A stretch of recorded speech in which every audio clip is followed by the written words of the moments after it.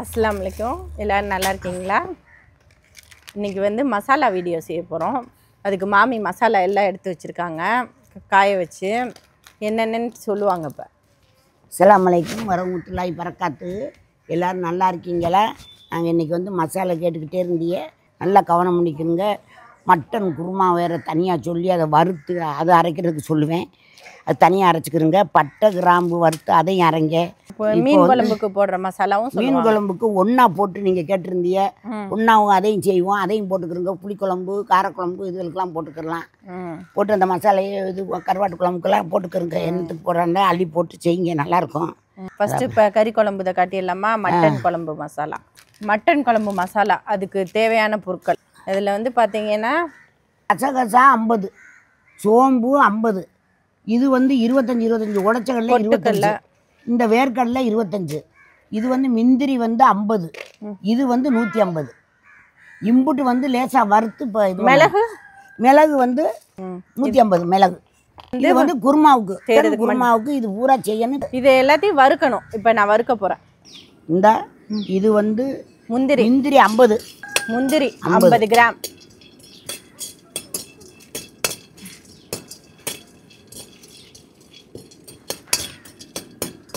இந்த பாருங்க, வேர்க்கடலை 25, உடச்சக்கடலை 25, 2 கடலையும் போட்டிருக்கோம். 25 மொறுமொறுப்பு அரைக்கிறதுக்காக அப்படி பண்ணுறது. வறுத்துட்டு அரைச்சா நல்லா வாசமாக இருக்கும். வறுத்துருச்சுமா எடுத்துருவா?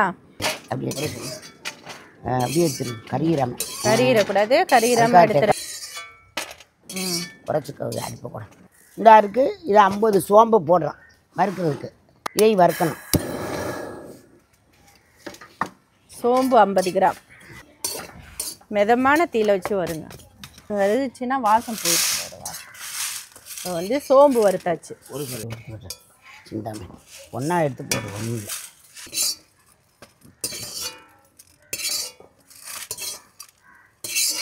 இப்போ வந்து மிளகும் சீரகமும் கொட்டுறேன். இது வந்து 150. இந்த மிளகு இந்த சீரகமும் 150, ரெண்டும் சரிசமாக போட்டிருக்கு. பார்த்துக்கோங்க. இது எதுக்கு? மட்டன் குருமாவுக்கு. அதையும் பார்த்துக்கோங்க. இந்த இப்போ கிண்டு வா. நல்லா கிட்டு. நல்லா கிட்டு.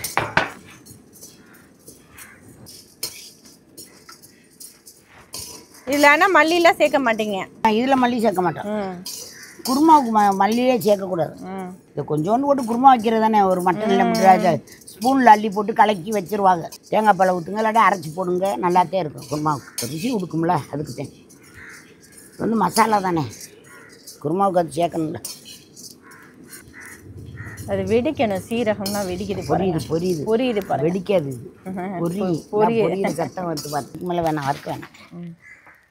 அப்படின்னா அள்ளி போடு.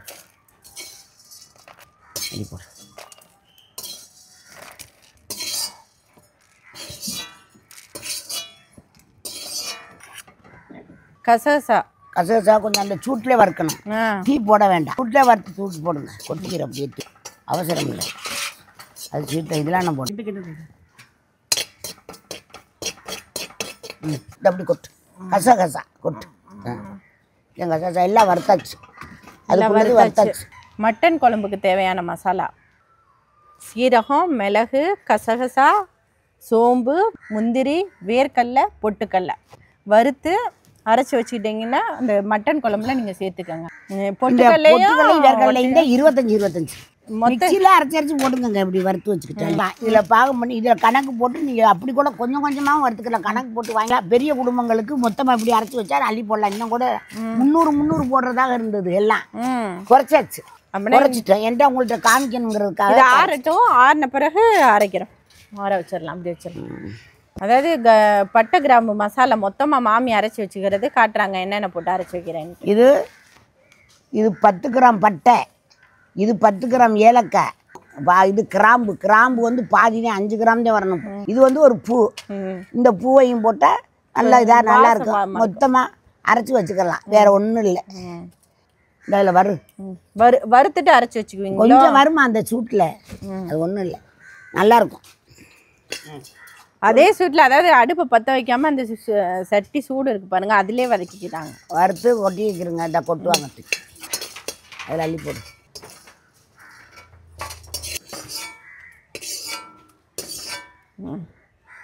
அந்த மிளகாயை வந்து இந்த இந்த மிளகா வந்து இதில் வந்து குண்டு மிளகா கிடக்கு பாருங்க. இது இந்த ஒரு குண்டு மிளகா, இது காக்குல, இது நீட்டு மிளகா காக்குல, இது ஆந்திரா மிளகா, இது ராம்நாத் மிளகா. மொத்தம் அரைக்குள்ள நல்லா காய வச்சாச்சு. இதெல்லாம் அலசாதியே, இந்த காம்பெலாம் நறுக்காதியே. இதில் ஒரு மருத்துவம் இருக்கு. எப்படி இருக்குன்னு இதெல்லாம் அரைங்கி அப்படியே போட்டு அரைக்கணும். நல்லா அலசி நினைக்கிது. நல்ல வெயில்ல காய வச்சிருங்க. நல்லா எவ்வளோக்கு எவ்வளோ காய வைக்கிறீங்களா அவ்வளோ நல்லா மொறுமொறுப்பாக இருக்குது. பதம் வந்து நல்லா இருக்கணும். இல்லை தனியாக இது வந்து தனியாக 1 கிலோ இதையும் அரைக்கணும், அதையும் அரைக்கணும். எல்லாம் இந்த வாட்டி ஒன்றா அரைக்க போகிறேன். நான் தனித்தனியாகத்தான் அரைச்சி செய்கிற அள்ளி போட்டு இப்போ வந்து ஒன்றாவே அரைக்கிறேன் உங்களுக்காக. நீங்கள் எல்லாத்தையும் அள்ளி போட்டு இது பண்ணுங்க. இது வந்து 1 கிலோ 110 கிராம். இது வந்து 110 கிராம் இந்த மிளகு இதுக்கு தான் இந்த மசாலா. இது வந்து 1/4 கிலோ இந்த சீரகம். சோம்பு வந்து 100. இது வந்து 100 கிராம் போட்டிருக்கு. மஞ்சள் ஒன்று அரைக்கிறதுக்கு. இது எல்லாம் இப்போ பாருங்கள். இது வெந்தயத்தில் வந்து 50 எடுத்துருக்குறேன். அது எடுத்து இதையும் வறுத்து அதில் போடுவேன், வறுத்து போடுவேன். இது வந்து கடுகு, இதையும் வறுப்பேன், வறுத்து போட்டுருவேன். நீங்கள் வந்து பெருங்காயம் போட்டுக்கோங்க. இந்த இதுக்கு காரக்குழம்புக்கெல்லாம் பெருங்காயம் சேர்த்துக்கிறீங்க வறுக்கும் போது சூப்பராக இருக்கும். நல்லா கொஞ்சம் வெறும் புளி கொஞ்சம் கரைச்சி ஊற்றி தாளித்து செஞ்சுக்குங்க. புளிக்குழம்பு, காரக்குழம்பு, எல்லா குழம்பும் செய்யலாம். சோம்பு, மஞ்சள், மிளகு, கடுகு, வெந்தயம், சீரகம், மிளகாய், மல்லி இது எல்லாம் சேர்ந்து கூட்டு மசாலாவை அரைச்சி வச்சுக்கோங்க. இதில் வெந்தயம் கடுகும் மட்டும் வறுக்கணும், மீதியெல்லாம் வறுக்கணும்னு அவசியம் இல்லை. இது எதுக்குன்னு கேட்டால் இந்த மாதிரி குழம்புக்கு, மீன் குழம்பு, மீனானா இது காரக்குழம்பு, புளிக்குழம்பு எல்லாத்துக்கும் போட்டுக்கோங்க. ஆனால் காரக்குழம்பு புளிக்குழம்பு தாளிக்கும் போது பெருங்காயம் மறக்காதீங்க. அது ஒன்று அந்த வாசத்தை நல்லா கொண்டு போகும். இதுக்கு மீன் குழம்புக்கு போட்டுறாதீங்க. மீனானத்துக்கு அள்ளி போடுங்க, பருப்பானத்துக்கு மட்டும் அள்ளி போடுங்க. பாருங்க, இந்த வெந்தயம் வறுக்கிறேன். இல்லை வேறு அரிசிலாம் போடுவாங்க. ஆமாம், அரிசிலாம் சேர்ப்பாங்க. அது இந்த கடலை பருப்பு, பச்சரிசி, என்ன அரிசி, அப்புறம் கருவேப்பிலையை வந்து வறுத்து போடுவாங்க. அதெல்லாம் விசேஷம் கிடையாது. அது நாளடைவில் என்ன செய்யணும்னு கேட்டால் பூசை பிடிச்சி அந்த ஆனமே நல்லாவே இருக்காது. அது போடவே கூடாது. அதை நான் பார்த்துட்டேன். அதெல்லாம் என் வாழ்க்கையிலே டெஸ்ட் பண்ணி எல்லாத்தையும் அப்படி அள்ளி போடு. வறுத்துருச்சு வாசம் வந்துருச்சு. வாசம் வந்துருச்சு, செந்நிறம் ஆயிடுச்சு பாருங்க. நமக்கு அந்த கருகுச்சுன்னா அந்த டேஸ்ட்டை மாற்றிடும் வேற மாதிரி.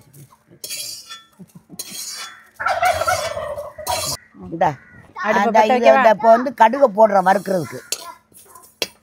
இது வந்து இந்த கடுகு வந்து 50 கிராம். கொஞ்சம் வறுக்கணும், கொஞ்சம் நேரம் வறுத்துட்டோம்ல சரியாக வந்து எடு. இப்போ கடுகு எடுத்துட்டோம். வேற முடியும்னு நினைக்கிறேன். சோம்பலாம் பச்சையாக இருக்கிறதே நல்லது. இதை பூரா மிஷினில் அரைச்சிருவோம். மட்டன் குருமாவுக்கு மட்டும் நாங்கள் இந்த மிக்சியில் அரைக்க போகிறோம். அரைச்சி வச்சுக்கலாம். அது ஏன்டா கொஞ்சம் தான். இந்த மசாலா வந்து கோழி குழம்புக்குள்ள போடலாம்ல மாமி? நல்லா இருக்குமா? போடலாம், கோழி குழம்புக்கு போட்டு பாருங்க. ஆனால் மட்டனுக்கு மட்டும்தான் இது போடணும் அப்படிங்கிறது ஒரு இது. ஆனால் அதுக்கும் போடலாம். கொஞ்சம் போட்டு கொஞ்சம் தேங்காய் அரைச்சி போடுங்க, தேங்காய் பழம் ஊற்றிக்கிட்டு இல்லாட்ட பாருங்க, 2ல் 1 போட்டு அப்படி பாருங்க செஞ்சு. சரி, இப்போ இதை அரைக்கலாம். அதில் கீழே போட்டு அப்படியே அப்படி கலைச்சி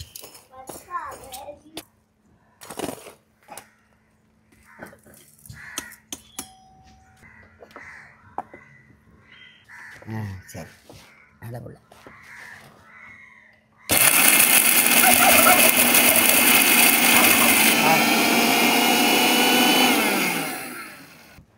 ஓ கட்டிடு. இதில் கொஞ்சம் எடுத்து வச்சுக்கண்டா. ஒன்றும் அரைக்கணுங்க.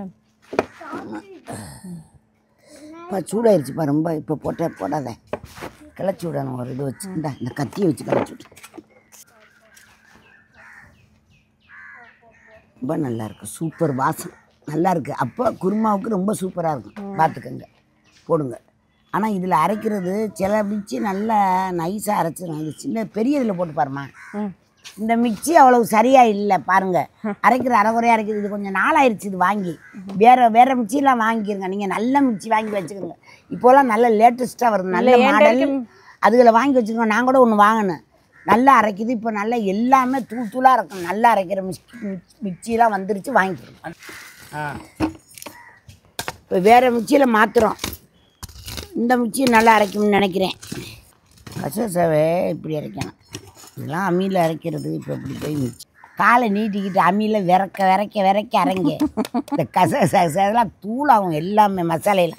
நாங்கள் சீரகம், மிளகு, மஞ்சள், மிளகா, மல்லி எல்லாம் அம்மியில் தான் அரைச்சி எடுத்தோம் அந்த காலத்தில்.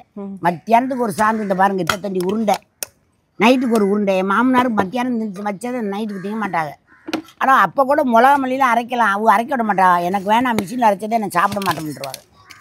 அவளுக்கு அம்மியில் தான் அரைச்சி கொடுக்கணும் எங்கள் மாமனாருக்கு. அந்த காலத்து மனசு அப்படித்தான்.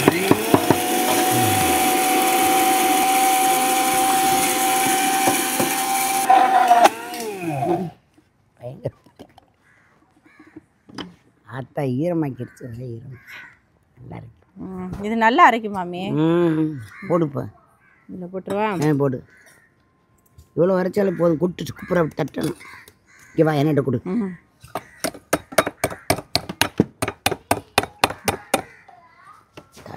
கொடுங்க, நான் என்ன எடுக்கிறேன் சூடான்.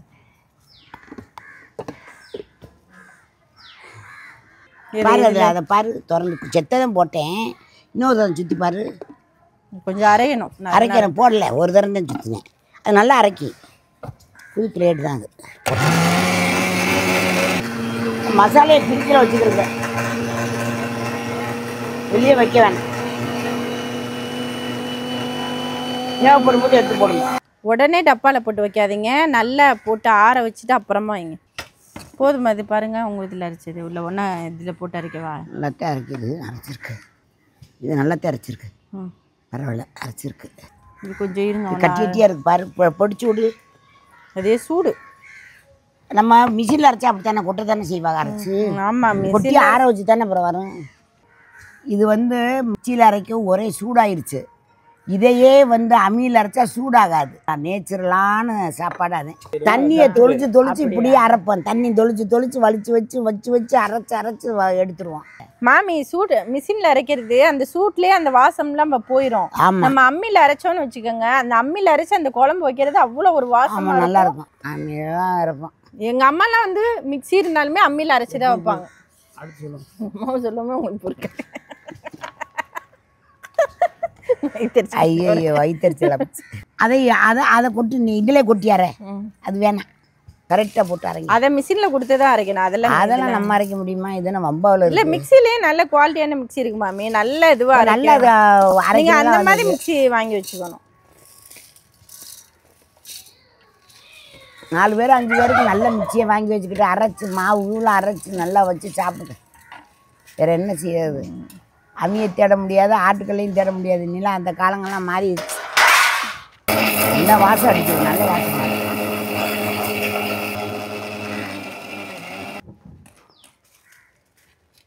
இது எல்லாம் மொறுமொறுன்னு இருக்கு.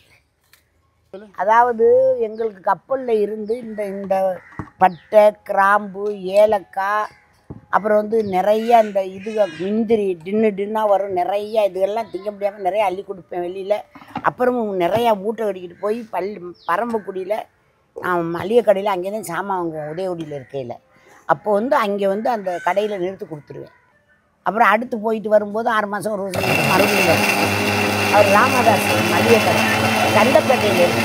ராமதாஸ் அவர் இருக்காங்களா இருக்கிறதே என்னன்னு தெரியல. இருக்காங்களா சண்டை தீத்து வைமா, சீத்து போகும். ஐயோ, அது 2 சண்டை ஓடுதா? ஏய் போ முதவி. டேய் படி முண்டை. என்ன கொத்தி போடாது, அதுகளை கொத்திக்கிறோம். புடிடா, ஒன்று புடுறான். நீ ஒன்று புடுறா, அது ஒன்று போடுற. அம்மா ஒன்று புடி புடி புடி. எப்படி கடிக்குது? கடிக்காத. இந்த வெங்காயத்தை வெட்டி போடுற. அதோடைய சண்டையை தீர்க்கிறதுக்கு வெங்காயம் போடுற. அதுக்கு ரொம்ப இஷ்டம் வெங்காயம். வா இந்தா. ஏய் தின சண்டை ஓடிச்சு கிடக்கு. அது கோவம் தீரல அதுக்கு. வா அதை கொட்டி ஆற வைக்கிறோம். ஆற போட்டு தானே வைப்போம். ஆற போட்டு வைங்க.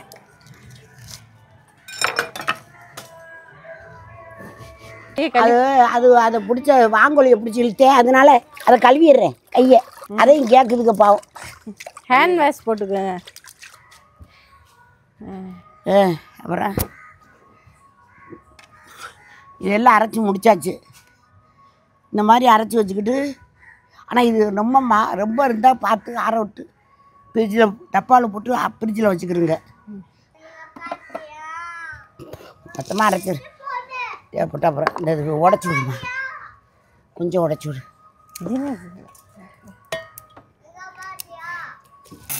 என்னாச்சு இப்படி அரைக்குது? உடச்சி போடணுமா? உடச்சிச்சா? ஏலக்காய், பட்டை, கிராம்பு வறுத்து வச்சதை வந்து ஒரு அரைக்கணும். பூ அதான் இதில் கொட்டி அரை. அதுலேருந்து எடு, அதுலேருந்து எடு, மிச்சிலேருந்து கொடு கொடு கொடு கொடு. ஏலக்காய், பட்டை, கிராம்பு அரைச்சாச்சு வறுத்ததை. இப்படி அரைச்சி வச்சுக்கிறோங்க, சூப்பராக இருக்கும். அதில் கொஞ்சம் கொஞ்சம் போடுங்க, ஒரு ஸ்பூன் அள்ளி போட்டாலே போதும். எண்ணெயில் போட்டு வதக்கி அப்படியே இது பண்ணி விட்டுருங்க, தாளித்து போட்டு விட்டுருங்க. இதில் எந்த கோழிக்கறியாக இருந்தாலும் சரி, மட்டன் கறியாக இருந்தாலும் சரி, எந்த கறி குழம்பு, குருமாவுக்கு திணி போட்டு அந்த வெங்காயம் வதங்கும் போது போட்டுருங்க. இஞ்சி பூண்டு கொஞ்சம் வதக்கி போடுங்க. இந்த குருமாவுக்கு போடும்போது இஞ்சி பூண்டுலாம் வதக்குவே இதையும் போட்டுக்கோங்க. இந்த ஏலக்காய், பட்டை, கிராம்பு மசாலாவும் போடுங்க. கறி குழம்புக்கு இந்த மசாலாவும் போடுங்க, அப்போ தான் நல்லாயிருக்கும். ஏலக்காய், பட்டை, கிராம்பு நீங்கள் இது போடையில் அரைச்சது போடையில் முழுசாக போட வேண்டியதில்லை, இது மட்டும் போட்டாலே போதும். இதை வந்து இதே குருமாவுக்கு உள்ளது. மசாலை பற்றியெல்லாம் வறுத்து அரைச்சாச்சு. இதை வச்சுக்கோங்க. மிச்சமாக இருந்தால் பிரிச்சுக்குள்ள வச்சுக்கிறோங்க. இது வந்து ஏலக்காய், பட்டை, கிராம்பு இது 3-4 இது இருக்குது, அதை அரைச்சி வச்சாச்சு. இது என்னுடைய மசாலா ரகசியம். இப்படி நல்லா செய்கிற மாதிரி செஞ்சு சாப்பிட்டா இந்த நன்னிமா இப்படி குடிச்சு செஞ்சுச்சே சொல்லிச்சே அத்தம்மா அப்படி ஆயிடுச்சே இப்படி ஆயிடுச்சேன்னு சொல்லக்கூடாது. அதை அந்த வெங்காயம், சின்ன வெங்காயம் வறுக்கும்போது அதில் கொஞ்சம் இஞ்சி பூண்டையும் போட்டு இதில் இந்த இம்புட்டு போடுங்க, போதும். போட்டு அப்படியே கிண்டி நல்லா வறுத்து விட்டு கறியை தூக்கி கொட்டி இது பண்ணியிருக்கேன். தக்காளிலாம் போட்டிருக்கேன். எல்லாம் போட்டுக்கிட்டு செஞ்சு உப்பையும் தூவி விட்டு அவிச்சு அப்புறம் இறக்கி இதில் கொஞ்சம் கலக்கி ஊற்றி மறுபடியும் போட்டு அப்புறம் வந்து இது தேங்காய் அரைச்சி போடுவியலோ தேங்காய் பாலை ஊற்றுவியலோ அது உங்கள் இஷ்டம். செஞ்சு சாப்பிட்டு பாருங்கள், நல்லாயிருக்கும், டேஸ்ட்டாக இருக்கும். இதே ருசி. மசாலா ரகசியம்லாம் சொல்லிவிட்டு அம்மா தாயே எல்லோரும் நல்லா செய்யுங்க தாய்ங்கம்மார்களா. நல்லா செஞ்சு இப்போ புதுச பிள்ளைக்கு கொடுத்துக்கிட்டு சந்தோஷமாக பேசிக்கிட்டு சிரிச்சுக்கிட்டு சண்டை போட்டுக்கிறாதிய. நல்லா திண்டு விட்டு இந்த மாதிரி நல்லா செஞ்சு கொடுத்து சாப்பிட்டு சண்டை ஓடாமல் இருக்கணும். ஆமாம், இது நாங்கள் மிஷினில் கொண்டு போய் அரைக்க போகிறோம். ஆனால் எப்போதும் ஒன்று சொல்கிறேன், நீங்கள் சாம்பாரோ பருப்பானமோ வைக்கும்போது கொஞ்சம் புளி, இவ்வளவு புளியை கரைச்சி கொஞ்சமாக ஊற்றிடுங்க. ரொம்ப ஊற்றினேலாம் புளிச்சு போகும். அதெல்லாம் அளவு தான், அப்போ தான் அந்த டேஸ்ட்டு கொடுக்கும். ஆமாம், மசாலாவோட பக்குவத்தையெல்லாம் மாமி சூப்பராக சொல்லிட்டாங்க. இது மாதிரி அஸ்ஸலாமு அலைக்கும் செய்யுங்க. நல்லா சாப்பிட்டு நல்லா இருங்க. பேர் சொல்லிக்கிட்டு அடுத்த வீடியோவில் பார்க்கலாம். சப்ஸ்கிரைப் பண்ணுங்கள், ஷேர் பண்ணுங்கள், லைக் பண்ணுங்கள். அஸ்ஸலாமு அலைக்கும். சப்ஸ்கிரைப் பண்ணுங்கள், லைக் பண்ணுங்கள், ஹை பட்டனை அமுக்குங்க. அடுத்த வீடியோவில் பார்க்கலாம். அஸ்ஸலாமு அலைக்கும்.